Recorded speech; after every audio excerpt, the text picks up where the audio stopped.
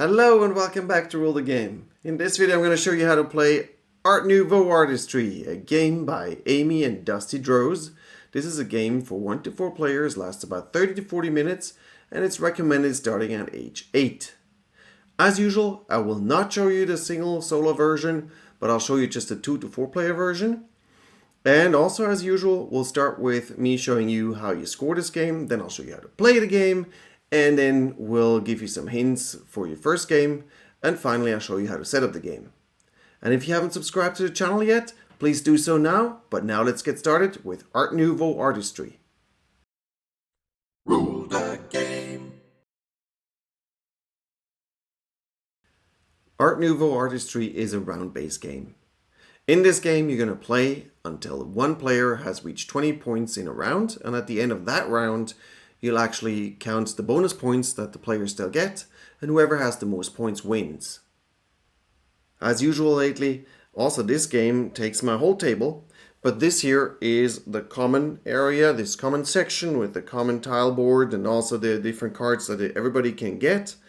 And here we have one of those players. In this case, I actually made this the green player here. And you see all the players here on this victory tracker already have some points. You see that the brown one is at 20 points. So this is the end of the game.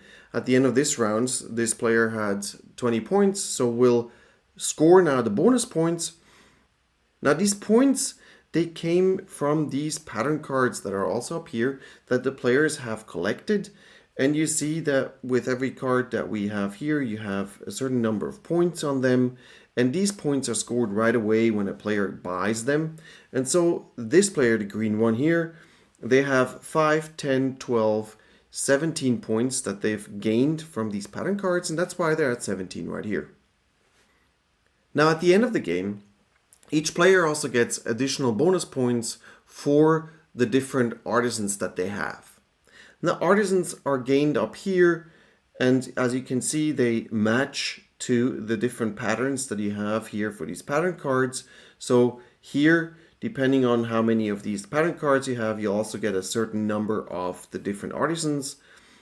And you can have different levels for the artisans. So this is the apprentice up on top. You have a journeywoman down here, and at the bottom here, this is even a master.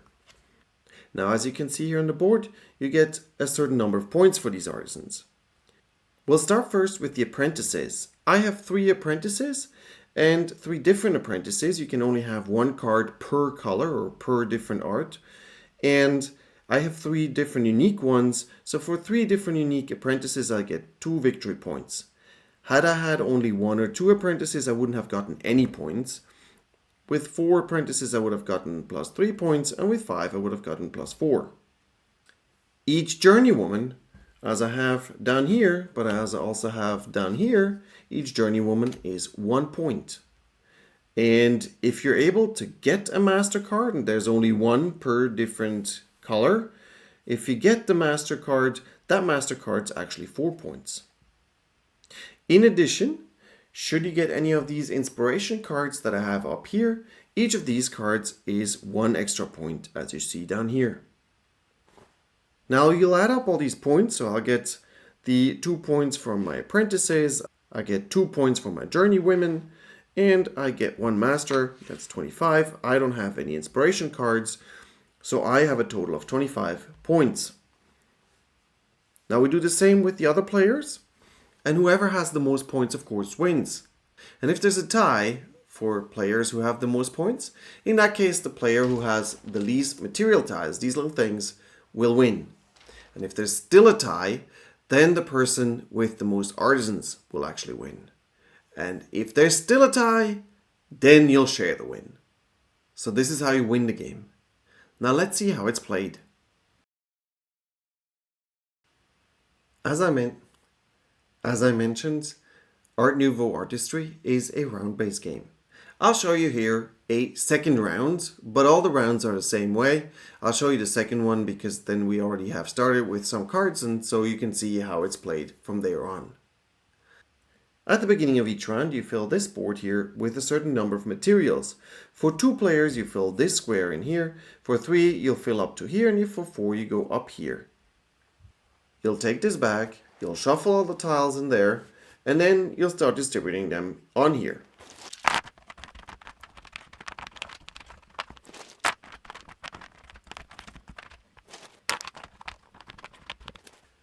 If there are no more tiles in your bag while you fill up the board, then you can take all the tiles from the discard pile that has piled up in the last couple of rounds, put them all in the bag, shuffle them, and use those tiles. Now each round is turn-based. The person who has this marker is the starting player for this round. In each turn, players can choose between one of three options. 1. They can take material tiles from the center where we've just distributed them. 2. They can buy an artisan card up here. And 3. They can pass. However, if they pass, they cannot get back into the round. As soon as they pass, they're done for this round. Once all the players have passed, because they don't want to play anymore, because they cannot play anymore, at that point the round's finished. Now let me show you how these options are played.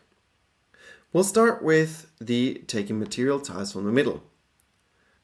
To do this action, you'll check first the different artisans that you have. They all show a different pattern on the bottom, and this is the pattern how you can pick up these material tiles.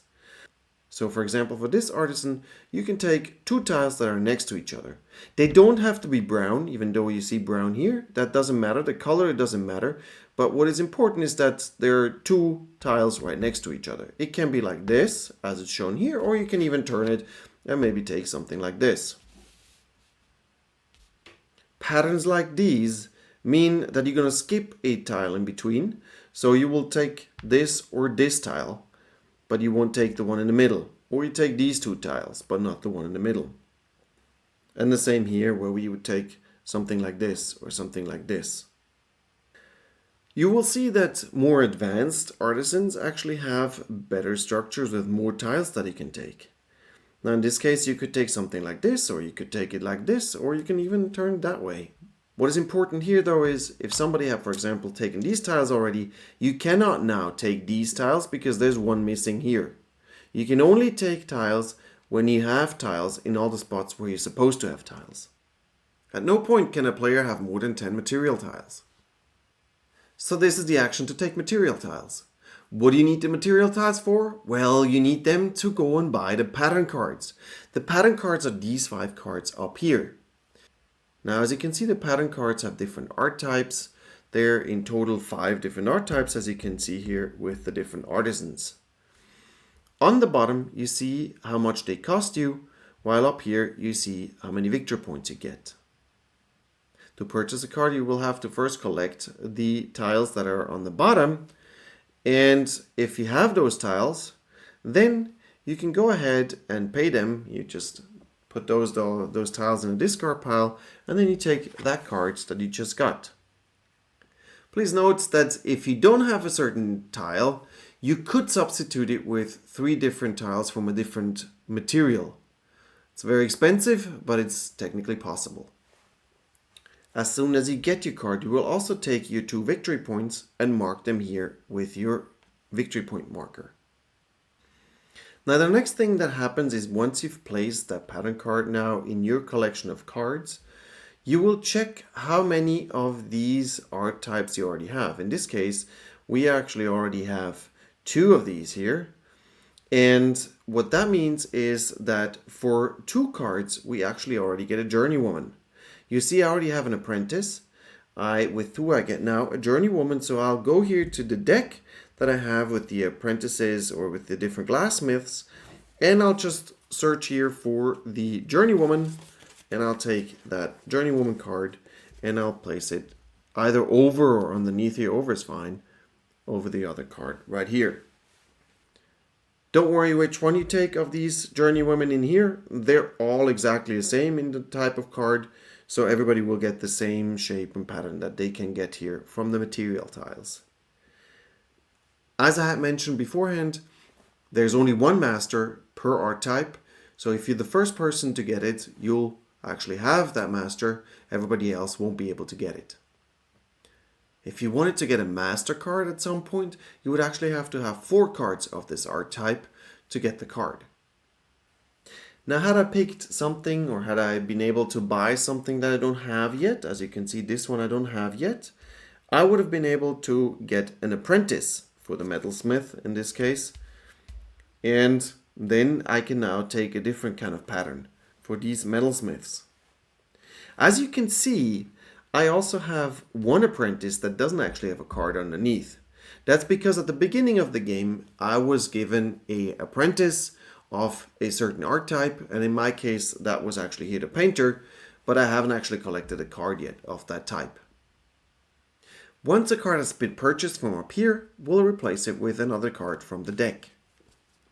And the last thing that can happen in a turn has to do with the inspiration cards up here.